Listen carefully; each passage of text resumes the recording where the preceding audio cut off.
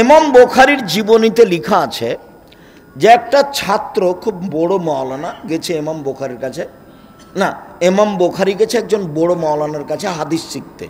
ও খুব বড় মাওলানা, দেশে পরিচিত মানুষ। ইমাম বুখারী তার কাছে হাদিস শিখতে গেছে। তো সেই লোকটা একটা পাত্র দেখিয়ে ঘোড়া ধরেছে, পাত্রটা নিয়ে গেছে। তখন ঘোড়া মনে করছে যে পাত্রে কি আছে, খাবার আছে। তো যেমন এভাবে ধরেছে, ঘোড়াটা চলে এসেছে, যেমন চলে এসেছে পাত্রে কিছু ছিল না, তেমনি ধরে নিয়েছে। দৃশ্য দেখে ইমাম বুখারী বলছেন, আমি চলে গেলাম, আসসালামু আলাইকুম। কেন? তুমি যে শিক্ষার জন্য আমার কাছে এসে? জি না, আমি আপনার কাছে শিক্ষা অর্জন করবো না। আপনি যদি একটা পশুকে ফাঁকি দিতে পারেন তাহলে আমাকেও ফাঁকি দিতে পারেন, অতএব আমি আপনার কাছে শিক্ষা নিব না। বাচ্চাকে জুজু বুড়ির ভয় দেখানো হবে না রাতে। চুপ থাকো, জুজু বুড়ি আছে, চুপ থাকো, জুজু বুড়ি। এইটা মিথ্যে, এটা বলা হবে না। মায় বলছে আয় আয় একটা জিনিস দেবো, আয় বাবু, আয় আব্বু, আয় আব্বু, আয় একটা জিনিস দেবো, কিছুই দেয়নি, এসেছে কোলে নিয়ে নিয়েছে। ওটা বলা হবে না, এটা মিথ্যা আল্লাহ রাসূল না করেছেন, এটা মিথ্যা আল্লাহ রাসূল না করেছেন। শুনুন, ভালো চাল চলন দিয়ে বড় বড় তিনটে ইবাদতের নেকি হয়। এক, জিহাদ; দুই, তাহাজ্জুদ; তিন, নফল সিয়াম। চলেন এবার অবাক, আমি বলিনি ভাইজান, আল্লাহ রাসূল বলছেন এভাবে। ভালো চাল চলন দিয়ে বয়স বেশি হয়, ভালো চাল চলন দিয়ে টাকা পয়সা বেশি হয়, ভালো চাল চলন দিয়ে বয়স বেশি হয়, ভালো চাল চলন দিয়ে টাকা পয়সা বেশি হয়। আল্লাহ রাসূল বলছেন, মান সাররাহু আইয়ুবসাতালাহু ফি রিজকিহি ওয়া ইনসালাহু ফি উমরিহি। যে চায় তার টাকা পয়সা বেশি হয়ে যাক, যে চায় তার বয়স বেশি হয়ে যাক, যে চায় তার টাকা পয়সা বেশি হয়ে যাক, যে চায় তার বয়স বেড়ে যাক, ফাল ইয়াসিল রাহিমাহু, সে যেন ভালো চাল চলন করে। বোঝা গেল না কথা? ভালো চাল চলন দিয়ে কি বেশি হয়? বয়স এবং সম্পদ। কাজের লোককে ওভাবে গালি দিতে হবে না, যদি না চলে ছেড়ে দিতে হবে।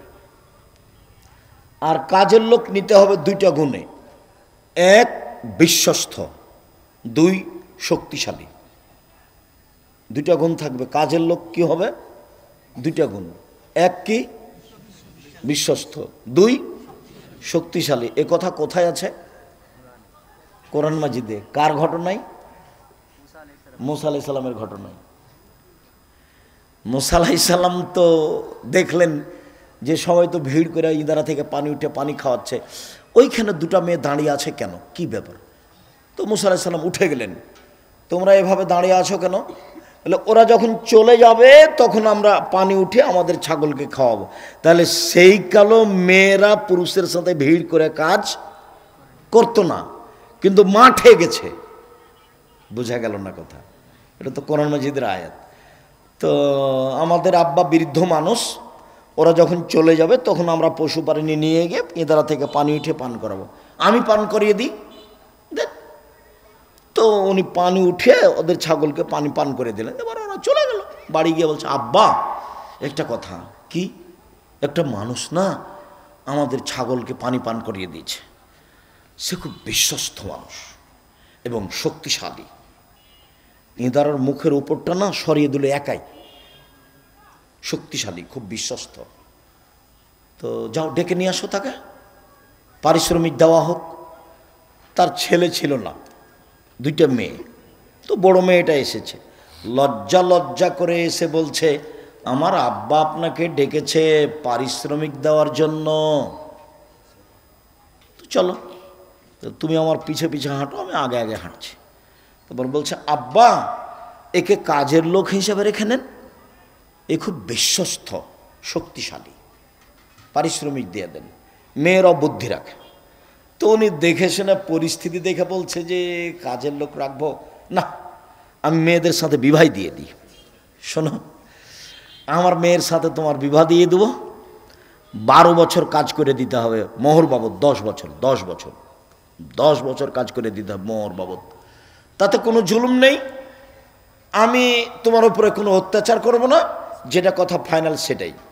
তো মুসা আলাইহিস সালাম বলছেন ঠিক আছে, টাকা পয়সা তো আমার নাই, হে কাজ করে দেবো, থাকতেই পাই না আমি, খেতেই পাই না আমি, কোথায় 700-800 কিলোমিটার দূর থেকে পালিয়ে আসছি, ফেরাউন পিছে পিছে দৌড়াচ্ছে আমাকে মারার জন্য, এখন আমি খেতেও পেলাম, বউ পেলাম, সব এই তো আমার আলহামদুলিল্লাহ।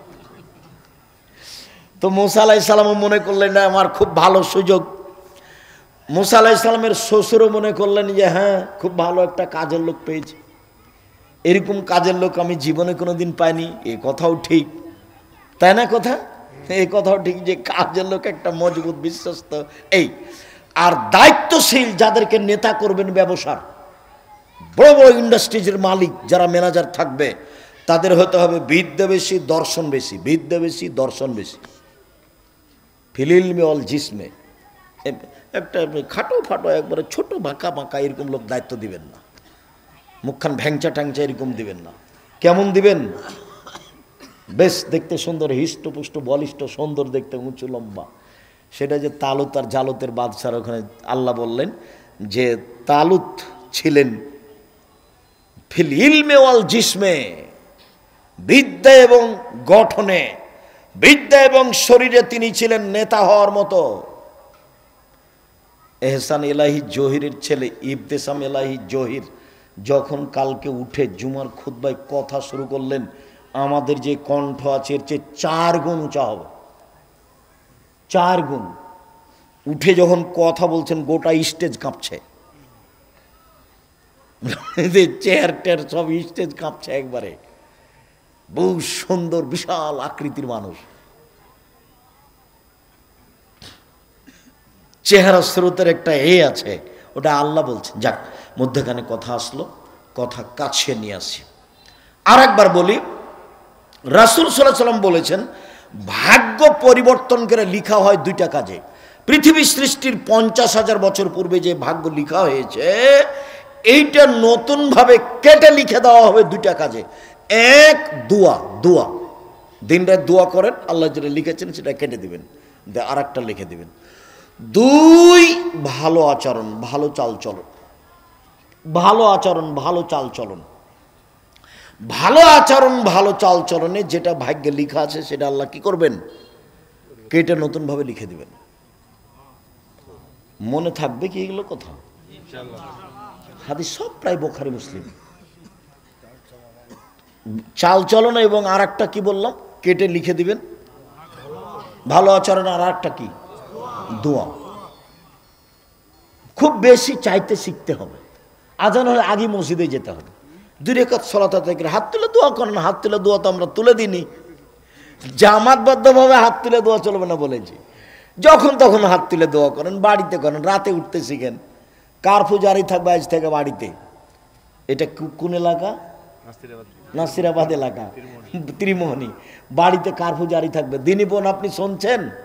ঘুমিয়ে গেছেন না কিনা গল্প করছেন? এই মেয়ে কথা বলছো কেন? কথা বলছো কেন? শরম পাও না? তোমার জন্য তো এসেছি আমি কত কষ্ট করে।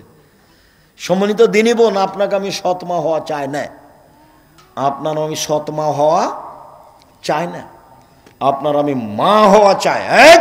চামড়া তুলে দেবো, ওভাবে আছিস কেন? হ্যাঁ, মাথায় কাপড় না দিয়ে বাইরে গেলি কেন? চুল বাঁকা করে চিরুনি করেছিস কেন?